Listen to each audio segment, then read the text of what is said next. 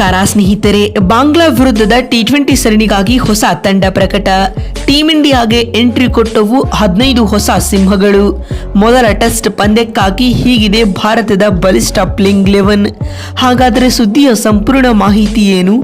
ಅಷ್ಟಕ್ಕೂ ಬಾಂಗ್ಲಾ ವಿರುದ್ಧದ ಮೊದಲ ಟೆಸ್ಟ್ ಪಂದ್ಯಕ್ಕೆ ಭಾರತದ ಪ್ಲೇಯಿಂಗ್ 11 ಹೇಗಿರಲಿದೆ ಗೊತ್ತಾ? ಹೀಗೆ ಇದರೆಲ್ಲದರ ಬಗ್ಗೆ ಇವತ್ತಿನ ಈ ಒಂದು ವಿಡಿಯೋದಲ್ಲಿ ತಿಳಿಸ್ಕೊಡ್ತಾ ಹೋಗ್ತೀನಿ. ಆದ್ದರಿಂದ ದಯವಿಟ್ಟು ಈ ವಿಡಿಯೋವನ್ನು ಕೊನೆವರೆಗೂ ನೋಡಿ. ಆದರೆ ಅದಕ್ಕಿಂತಲೂ ಮುನ್ನ ನೀವು ಕೂಡ ಟೀಂ ಇಂಡಿಯಾದ ಅಭಿಮಾನಿಗಳಾಗಿ ಈ ವಿಡಿಯೋವನ್ನು ನೋಡುತ್ತಿದ್ದರೆ ತಪ್ಪದೆ ಈ ಕೂಡಲೇ ಈ ವಿಡಿಯೋಗೊಂದು ಲೈಕ್ ಮಾಡಿ. ಹೌದು ಸ್ನೇಹಿತರೆ, ಸದ್ಯ ನಿಮಗೆಲ್ಲ ಗೊತ್ತಿರುವಂತೆ ಭಾರತ ತಂಡವು ಬಾಂಗ್ಲಾ ವಿರುದ್ಧದ ಪ್ರವಾಸದಲ್ಲಿದೆ. ಈಗಾಗಲೇ ಚೆನ್ನೈ ಮತ್ತು ಕಾನ್ಪುರದಲ್ಲಿ ನಡೆದ ಮೊದಲ 2 ಟೆಸ್ಟ್ ಪಂದ್ಯಗಳನ್ನು ಟೀಂ ಇಂಡಿಯಾ ಗೆದ್ದುಕೊಳ್ಳುವ ಮೂಲಕ ಸರಣಿಯನ್ನ 2-0 ಅಂತರದಿಂದ ಕ್ಲೀನ್ ಸ್ವೀಪ್ ಮಾಡಿಕೊಂಡಿದೆ ಸ್ನೇಹಿತರೆ. ಇದೀಗ ಭಾರತ ತಂಡವು ಇದೇ ಬಾಂಗ್ಲಾ ವಿರುದ್ಧ 3 ಪಂದ್ಯಗಳ ಟಿ20 ಸರಣಿಯನ್ನ ಆಡಬೇಕಾಗಿದೆ.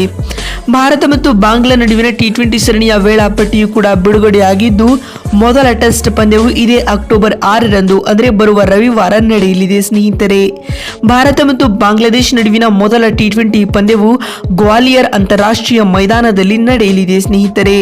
ಮತ್ತು 3 ಪಂದ್ಯಗಳ ಟಿ20 ಸರಣಿಗಾಗಿ ಬಿಸಿಸಿ ಈಗಾಗಲೇ ಭಾರತದ ಹೊಸ ತಂಡವನ್ನ ಕೂಡ ಘೋಷಣೆ ಮಾಡಿದ್ದು, ತಂಡದಲ್ಲಿ ಯುವ ಆಟಗಾರರಿಗೆ ಚಾನ್ಸ್ ನೀಡಿದೆ ಸ್ನೇಹಿತರೆ. ಯಶಸ್ವಿ ಜೈಸ್ವಾಲ್, ಶುಭ್ಮನ್ ಗಿಲ್ ರಂತಹ ಯುವ ಆಟಗಾರರು ಕೂಡ ಈ ಸರಣಿಯಲ್ಲಿ ಕಾಣಿಸಿಕೊಳ್ಳುತ್ತಿಲ್ಲ. ಇನ್ನುಳಿದಂತೆ ಸೂರ್ಯಕುಮಾರ್ ಯಾದವ್ ಅವರು ಆಸ್ ಎ ಕ್ಯಾಪ್ಟನ್ ಆಗಿ ಕಾಣಿಸಿಕೊಳ್ಳಲಿದ್ದಾರೆ ಮತ್ತು ಹಾರ್ದಿಕ್ ಪಾಂಡ್ಯ ಕೂಡ ತಂಡದಲ್ಲಿದ್ದಾರೆ ಬಂಧುಗಳೇ. ಇವರನ್ನ ಹೊರತುಪಡಿಸಿದರೆ ಬೂಮ್ರಾ, ಸಿರಾಜ್, ಕುಲ್ದೀಪ್ ಯಾದವ್ ಕೂಡ ಈ ಟಿ20 ಸ್ಕ್ವಾಡ್ ನಲ್ಲಿ ಇಲ್ಲ ಎಂಬುದು ವಿಶೇಷ.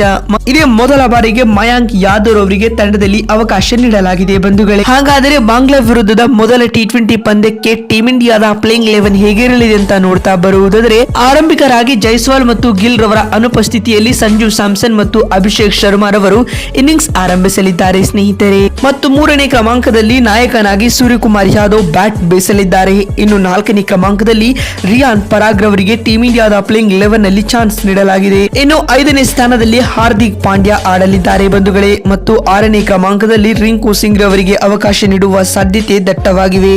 ಇನ್ನು 7ನೇ ಸ್ಥಾನದಲ್ಲಿ ಇನ್ನೋರ್ವ ಆಲ್ರೌಂಡರ್ ಆಗಿ ಶಿವಮ್ ದುಬೆ ರವರಿಗೆ ಚಾನ್ಸ್ ನೀಡಲಾಗುತ್ತದೆ. ಇನ್ನು 8ನೇ ಕ್ರಮಾಂಕದಲ್ಲಿ ಸ್ಪಿನ್ನರ್ ಆಗಿ ರವಿ ಬಿಷ್ಣೋಯ್ ಆಡಲಿದ್ದಾರೆ.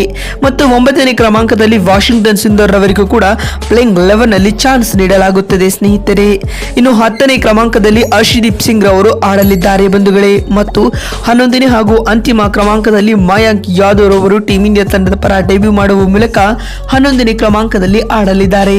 ನೋಡಿದ್ರಲ್ಲ ಬಂಧುಗಳೇ, ಬಾಂಗ್ಲಾ ವಿರುದ್ಧದ ಮೊದಲ ಟಿ20 ಪಂದ್ಯಕ್ಕೆ ಟೀಂ ಇಂಡಿಯಾದ ಬಲಿಷ್ಠ ಪ್ಲೇಯಿಂಗ್ 11 ಹೇಗಿರಲಿದೆ ಅಂತ ತಿಳಿಸಿಕೊಡುವ ನಮ್ಮ ಈ ಪ್ರಯತ್ನ ನಿಮಗೆ ಇಷ್ಟವಾಗಿದ್ದಲ್ಲಿ ತಪ್ಪದೆ ಈ ಕೂಡಲೇ ಈ ವಿಡಿಯೋಗೊಂದು ಲೈಕ್ ಮಾಡಿ. ಅದೇ ರೀತಿ ನಿಮ್ಮ ಪ್ರಕಾರ ಈ ಟಿ20 ಸರಣಿಯನ್ನ ಟೀಂ ಇಂಡಿಯಾ ಗೆಲ್ಲುತ್ತಾ ಅಥವಾ ಇಲ್ಲವಾ ಎನ್ನುವುದನ್ನ ಎಸ್ ಅಥವಾ ನೋ ಎಂದು ಕಾಮೆಂಟ್ ಮಾಡುವ ಮೂಲಕ ತಪ್ಪದೆ ತಿಳಿಸಿ. ಮತ್ತೊಂದು ವಿಡಿಯೋದಲ್ಲಿ ಸಿಗ್ತೀನಿ. ಅಲ್ಲಿವರೆಗೂ ನಮಸ್ಕಾರ.